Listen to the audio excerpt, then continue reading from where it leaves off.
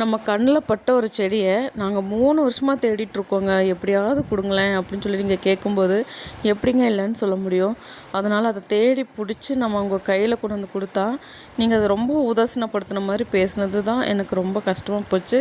அதோட வெளிப்பாடு தான் முந்தின வீடியோ போட்ட 10 நிமிஷத்தில் என்னங்க எப்படி பண்ணிட்டீங்க, இந்த செடிக்காக நாங்கள் எவ்வளோ நாள் வெயிட் பண்ணிகிட்ருக்கோம் தெரியுமா அப்படின்னு நீங்கள் சொல்கிறதெல்லாம் கேட்கும்போது கஷ்டமாக தாங்க இருக்குது. உங்களுக்கு கொடுக்கக்கூடாது அப்படின்ற எண்ணம் இல்லை, எப்படியாவது உங்கள் கையில் இந்த செடியில் கொடுக்கணும் அப்படின்றதுக்காக தான் நான் அவ்வளோ ரிஸ்க் எடுத்து உங்களுக்கெல்லாம் ஷேர் பண்ணேன். என்னோடய சேனலில் வீடியோஸ் போய் பார்த்தீங்கன்னா தெரியும், இது வரைக்கும் எந்த பிளான்ஸும் சீட்ஸும் நான் வந்து ஷேர் பண்ணியிருக்க மாட்டேன். இந்த தவளை செடியோட விதைகள் மட்டும்தான் நான் ஷேர் பண்ணியிருப்பேன். ஏன்னா நிறைய பேர் இந்த செடியை வந்து எங்கிட்ட அதிகமாக கேட்டுக்கிட்டே இருந்தீங்க, அதனால தான் கொஞ்சம் ரிஸ்க் எடுத்து இந்த செடியை தேடி. ஓகே, ஒன்றும் ப்ராப்ளம் இல்லை, நிறைய சீட்ஸ் வந்து எங்கிட்ட இருக்குது. இன்னொரு 2 வீக்ஸ் போகிறங்க, எல்லா சீட்ஸும் உங்களுக்கு வந்து நான் ஷேர் பண்ணிடுறேன். ஓகேங்களா? சீட்ஸ் வாங்கின உடனே க்ரோ பேக்கில் ஈரப்பதமாக செமி சைடில் வச்சுக்கோங்க. தேங்க்யூ.